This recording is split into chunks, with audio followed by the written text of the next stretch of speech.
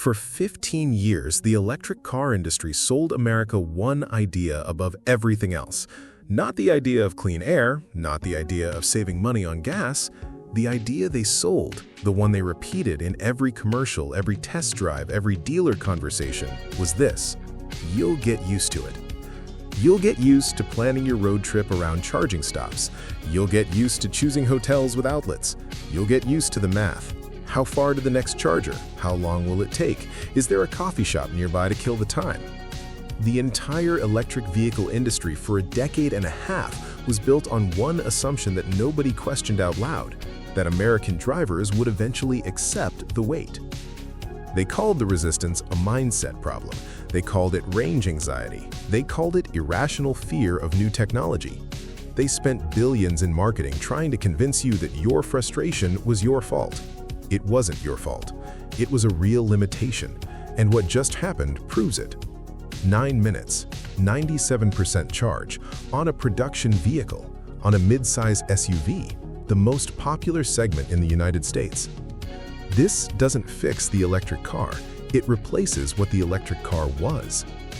Let's talk about why that number matters in a way that the press releases won't tell you. Think about the last time you stopped at a gas station on a road trip, not because you were completely empty, but because you needed to use the bathroom, because the kids were restless, because you wanted a bad cup of coffee in 20 minutes off the highway. That stop takes between 8 and 12 minutes, not because of the car, because of you. Because you're human and your body has a schedule that no battery pack has ever respected.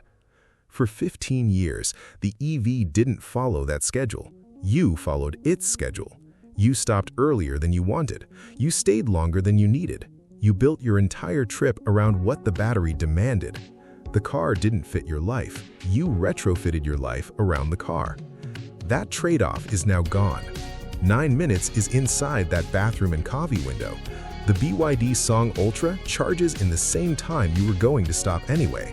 The car no longer sets the schedule. You do. That sounds simple. It is not simple. That is the single most important shift in the entire history of electric vehicles, and it happened outside of Detroit, outside of Fremont, outside of every geography that American consumers were told to watch. Now, let's talk about what made this technically impossible until it wasn't. The LFP battery, lithium iron phosphate, became the workhorse chemistry of the EV industry for good reasons. It lasts longer, it degrades slower, it doesn't catch fire the way early lithium-ion cells did. The problem with LFP, the problem the entire industry accepted as permanent physics, was that it charged slowly. The chemistry that made it safe also made it sluggish. Push too much current through LFP cells too fast and you get heat. Heat means damage. Damage means you've shortened the life of a $15,000 battery pack. So the industry built everything around that ceiling. Chargers were designed for it. Networks were installed under it.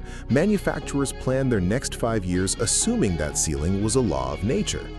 The ceiling was not a law of nature. The short-blade battery 2.0 changes how current moves through the cells, changes how heat is managed during high-rate charging, changes how the system behaves when the temperature outside drops to levels that make most EV batteries unpredictable. The result is an LFP battery that absorbs massive power without triggering its own destruction. The chemistry that defined the limit was reconfigured to operate at speeds that the market had unanimously declared impossible. This isn't incremental improvement. This is the prior generation of the technology being made irrelevant. And here's where it gets uncomfortable for the American auto industry specifically. The charging networks built across US highways over the last decade were engineered around the specifications of the vehicles that existed when those networks were installed. How many kilowatts can the car safely absorb?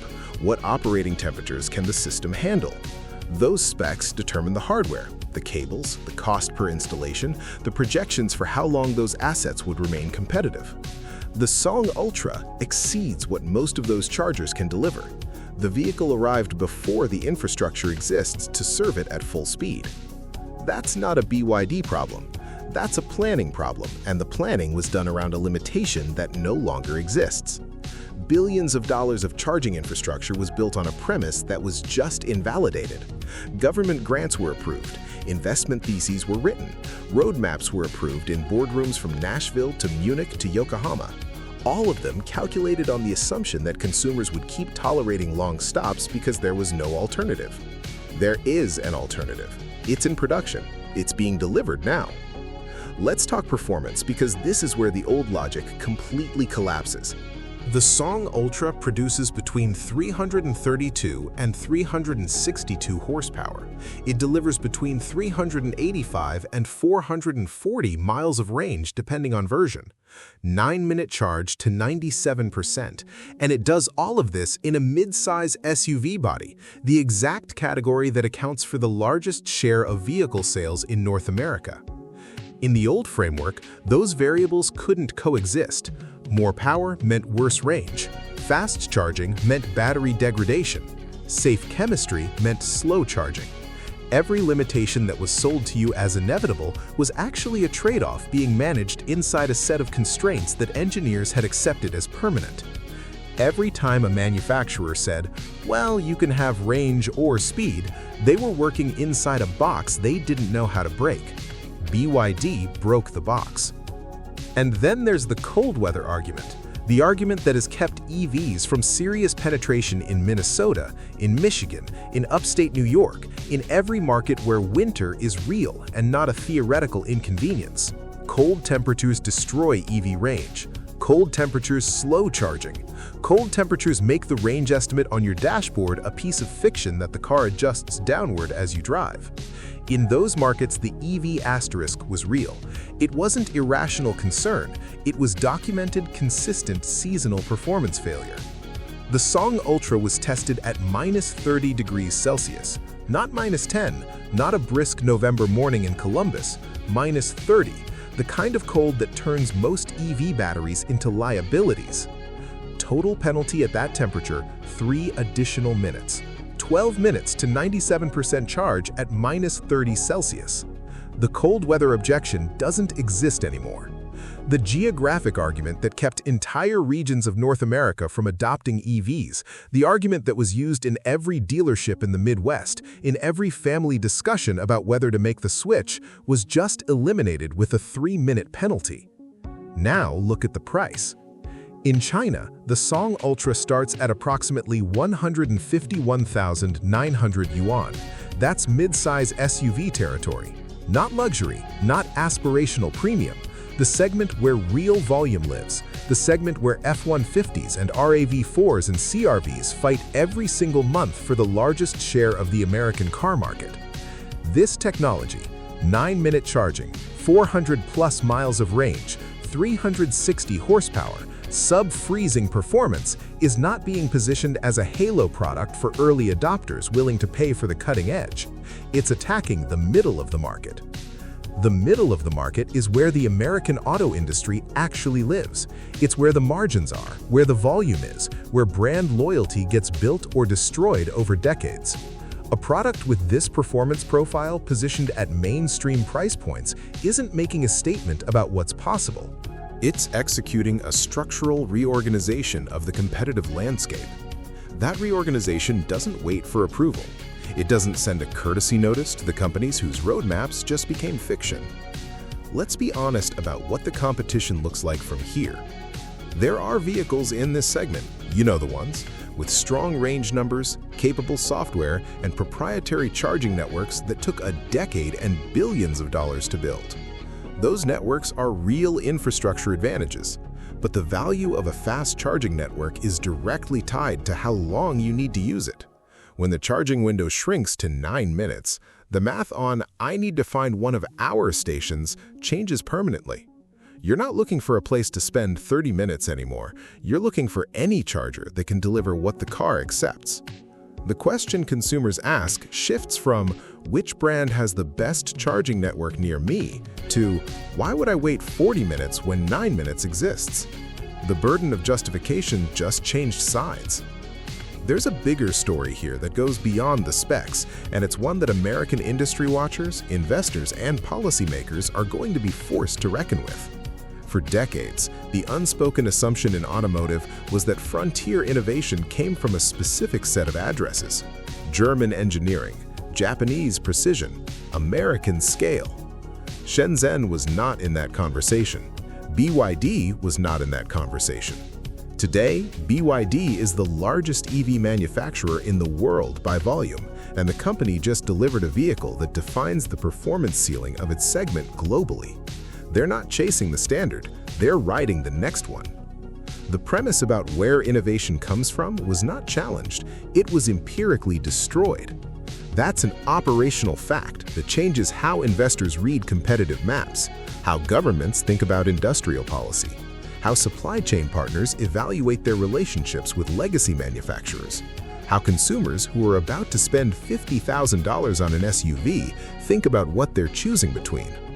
The company that just redefined what's possible in this category is not in any of the cities that American car culture built its mythology around. So let's name what's actually obsolete now, because the list is longer than anyone has publicly admitted. The charging infrastructure dimensioned for the previous generation of vehicles is obsolete for this one. The argument that EV ownership requires reorganizing your behavior on road trips is obsolete. The objection that cold climates make EVs impractical is obsolete.